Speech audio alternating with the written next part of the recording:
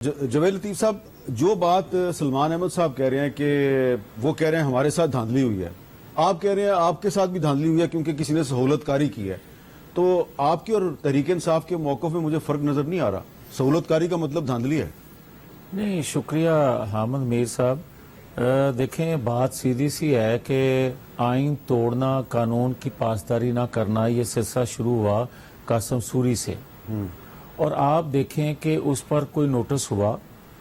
آپ یہ دیکھیں کہ یہ سلسلہ چلتا پنجاب اسمبلی تک گیا، اور پنجاب اسمبلی کے بعد عمران خان سمیت، فواد چودھری سمیت سب یہ کہہ رہے ہیں کہ بند کمروں میں جج اور جرنیل فیصلے کرتے ہیں۔ کوئی نوٹس ہوا؟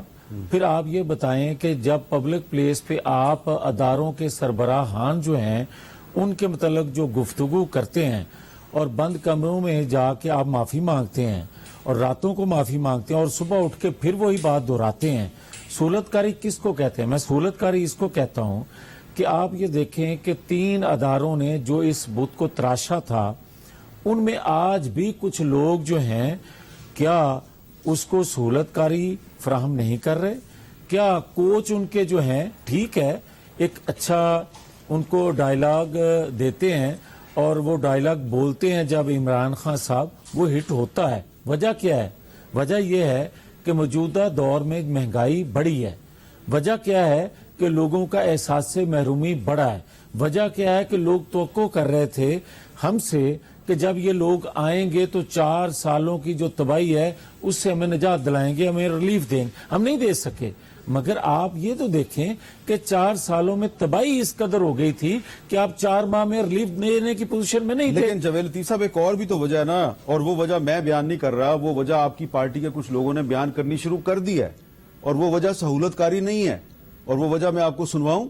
آپ کے سابق وزیر اعظم آزاد کشمیر کے راجہ فاروق حیدر صاحب، انہوں نے آج کیا کہا ہے، آپ ذرا خود سن لیں۔ کیا کہہ رہے ہیں جی راجہ فاروق حیدر صاحب؟ پاکستان میں ٹھیک ہے، کل ایک الیکشن ہوا، اس میں شاید ہمیں خاطر خواہ کامیابی نہ مل سکی۔ جب آپ اپنا بیانیہ چھوڑ دیں نا، جس پر آپ نے بنیاد کھڑی کی ہوتی ہے، پھر یہی انجام ہوتا ہے۔ یہ جو خواہش اقتدار ہے نا، اسے یہی ہوتا ہے۔ مجھے افسوس ہے کہ میاں نواز شریف نے جو 1999 میں جو محنت شروع کی تھی اس شخص نے کیا تو بند کی جو سہولتیں اسے برداشت کی تھی، خود گرفتار ہوا، بیٹی گرفتار ہوئی، باپ کے جنازے میں نہیں آ سکا، ماں کو نہیں دفنا سکا، بیوی آخری لمحات میں بیوی کے پاس نہیں تھا، اپنی اہلیہ کے پاس نہیں تھا۔ شہباز شریف صاحب بھی گرفتار ہوئے، ان کا بیٹا بھی گرفتار ہوا، شاید خاقان عباس صاحب گرفتار ہوئے، احسن اقبال صاحب گرفتار ہوئے، رانا ثناءاللہ گرفتار ہوئے، بے شمار لوگ جھوٹے مقدمات میں۔ اور اس کو دیکھیں کہ جو بائی الیکشن ہوتا تھا مسلم لیگ نون جیتتی تھی، وہ بیانیہ تھا جو نواز شریف کا تھا۔ جب وہ بیانیہ ترک ہوا، آپ انجام دیکھ لیں، پہلے وہ جو 20 الیکشن ہوئے تھے وہ بھی، اور کل بھی دیکھ لیں آپ۔ بیانیہ چھوڑا ہے آپ نے تو آپ کو شکست ہونی شروع ہو گئی ہے، یہ راجہ فاروق حیدر صاحب کہہ رہے ہیں۔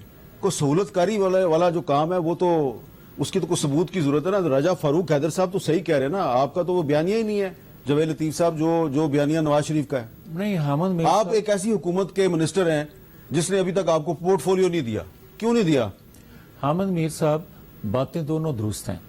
ایک آپ جو بات کوٹ کر رہے ہیں فاروق حیدر صاحب کے حوالے سے، فاروق حیدر صاحب درست کہہ رہے ہیں، درست کہہ رہے ہیں، اور ایک بات وہ ہے جو میں کہہ رہا ہوں سہولت کاری کی۔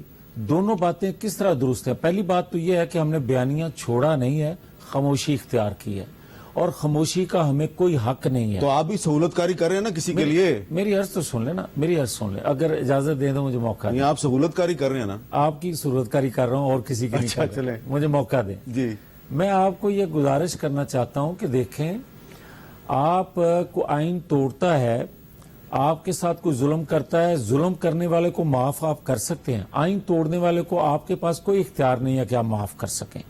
آپ یہ بات کہہ سکتے ہیں کہ اداروں پر جو غم و غصہ تھا عوام کو آئین سے ماورا اقدامات کرنے کا، اور جس حال کو آج پاکستان پہنچ گیا ہے، جن وجوہات کی بنا پر یہ غم و غصہ عوام میں ہے، مگر آپ یہ تو کر سکتے ہیں کہ ان کو ریسکیو کرنے کے لیے ان کا ملبہ اپنے کاندھوں پر اٹھا لیں تاکہ غم و غصہ ریاستی اداروں پر عوام کا کم ہو سکے، جس طرح آج وہ کر رہا ہے کہ اداروں کے خلاف عوام کو اکسا رہا ہے، بغاوت پہ اکسا رہا ہے۔